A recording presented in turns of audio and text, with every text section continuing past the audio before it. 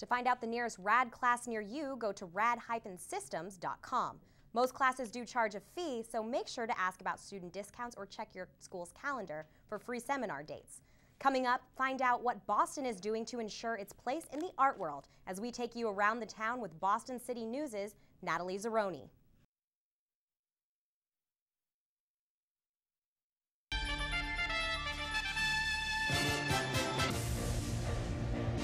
Welcome back to the show. This is your Boston City Sports Update, and it was a crazy week in sports, to say the least. But it is now official. Tim Tebow is a New York Jet. After Peyton Manning signed with the Denver Broncos, Tim Tebow needed to be traded. But many didn't see the wholesome Tim Tebow heading to the Big Apple. This news does come as a bit of a shock to the Jets because they recently re-signed quarterback Mark Sanchez to a 5-year, $58 million contract. Broncos were expected to finish near the bottom of their division. However, after a 1-4 start, Tebow went from backup to starting quarterback, and the rest, as they say, is history. He orchestrated 5 come-from-behind game-winning victories and even beat the heavily favored Pittsburgh Steelers in the playoffs on an overtime Hail Mary. Here's what Tebow had to say after being introduced to the Jets yesterday. Looking forward to my time here in New York and my time as a Jet, and I'm so honored and humble to be a Jet. I'm so thankful that they wanted me. He sure is excited, and even though he is going to start as the backup quarterback this season, there's still a good chance that he will see some snaps from behind center. While New York is just beginning to recover from Linsanity, a quarterback controversy next fall might infect the whole city with Tim-sanity. The New England Patriots certainly aren't sulking after their Super Bowl loss to the New York Giants. The Pats have been one of the most active teams this offseason, signing 10 players and bringing back 5 of their own.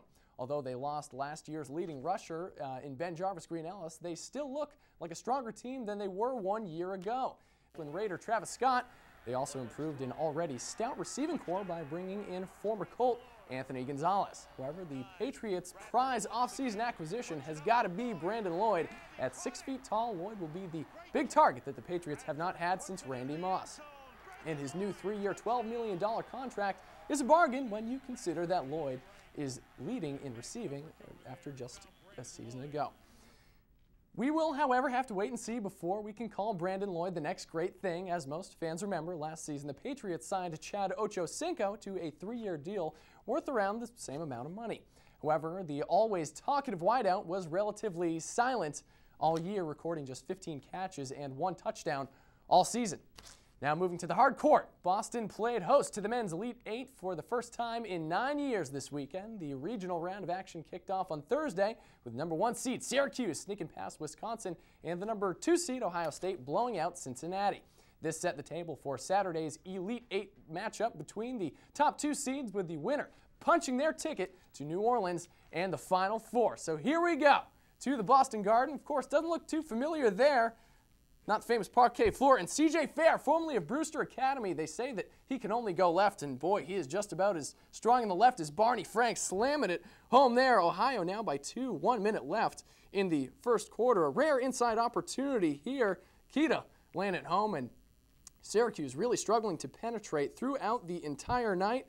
And here's Jarrett Sullinger recovering from some early foul trouble in the game. He scored 19 points with 7 rebounds. 9 minutes left, 52-46. Nice play at the top of the key, creating the easy lane for Dion Waiters. Kisses it off the glass. Syracuse down by 5. How about 3? Brandon Trish shooting the lights out. And moving on in this one, just 3 minutes left. Lenzel Smith. He's going to get this pull-up shot, takes it inside the post, and it will fall, leading by 7. Buford to Thomas, and he's going to make it. And Jim Boeheim here, as you're about to see, is going to be packing his bags and making that long trip back to Syracuse, New York, as Ohio State is heading down to the Big Easy, where it will be anything but easy to take home that trophy. Along with Ohio State, Kentucky, Louisville, and Kansas, all those teams are advancing to the Final Four. The first game will pit 2 rival schools in Louisville and Kentucky that are less than 75 miles away from each other, while the second game will be a rematch from earlier in the season when Kansas beat Ohio State at home. Well, that is all that I have for your Boston City Sports Update. Jordan, back to you over at the desk. Thanks, Terry. From the Final Four to fine art, Boston City News reporter Natalie Zeroni has more on Boston's ever-changing art scene.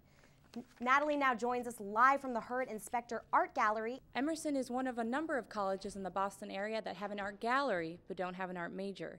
While checking out the art scene, I got to speak to a few of these artists and ask them, how important can college galleries be? I really would admire a school that would have a gallery if they don't have a program.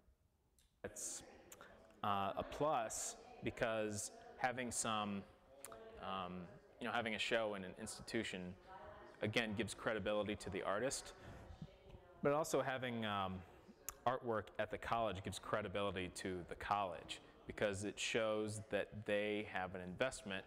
So I think the fact that you may have a school who has a gallery, but they don't have an art program, is really giving another eye to their students. And it's almost like a gift. Along with offering artists a chance to have a space when they otherwise wouldn't have it, this also gives students an opportunity to see art in their own neighborhood without ever having to leave campus. From the Hurd Inspector Gallery at Emerson College, I'm Natalie Zeroni. Back to you in the studio, Jordan. School doesn't offer an art major, they still might have a gallery. Check with your school's website to find out. And coming up, find out which strange animal was found running in the Ted Williams Tunnel. And later, find out the new lunchtime hotspot that comes to you. All that when we come back.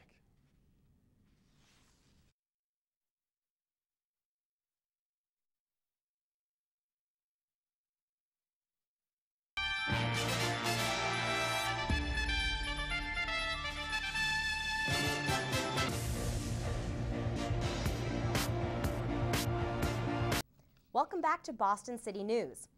Since Mayor Thomas Menino passed the food truck initiative last July, Boston's newest businesses are buzzing. Boston City News' Elizabeth Montekia caught up with some of these mobile cafes to get a taste of the excitement. Food trucks are making their mark in Boston. Thanks to Mayor Tom Menino, the Boston Food Truck Initiative is bringing mobile vending to the streets of Boston. The concept, popular in many other cities, is to bring quality, affordable food to locals in a timely manner. When asked what it is about food trucks that brings locals out in full force, Bostonians on their lunch break had this to say. It's quick, it's fast, it's cheap. I like all of it. The convenience, the food, it's a little bit more homemade, I think. It tastes a little better, I think. And the price point is pretty good. At the South Station Tea Stop, 3 food trucks can be found throughout the day, ready and willing to serve hungry passerbys. Food trucks can also be found throughout the day in other parts of the city, such as Copley Plaza and City Hall Plaza.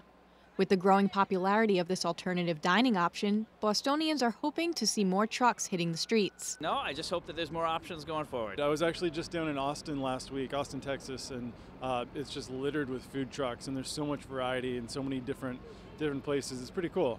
It'd be cool to see that in Boston more.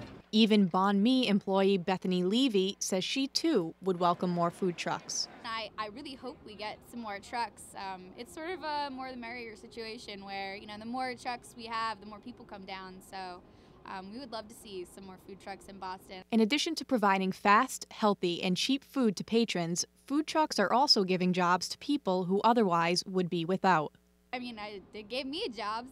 For many hungry Bostonians with limited time and budget, it's clear that food trucks are a hit. In Boston, I'm Liz Montequilla.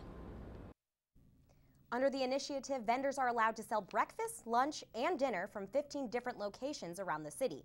However, it is still unclear if the city plans on expanding the number of locations in an effort to reduce lunchtime lines. Seeing a coyote in northern New England is fairly common, but a coyote in downtown Boston, well, that is something that you just don't see every day. Security camera video from the State Department of Transportation shows this wild coyote in the Ted Williams Tunnel. The animal finally ended up in Boston's financial district outside the Starbucks on Lincoln Street. The coyote's time on the run ended in the financial district, where one witness snapped this photo. Others say that the animal seemed scared and not at all aggressive. The coyote ended up cowering in this alcove before it was rescued by animal control. Officials say that it was a miracle that it wasn't hit by a car. Well, that is all the time that we have for you on Boston City News here tonight. I'm Terry Stackhouse. And I'm Jordan Moncada. Have a great night, Boston.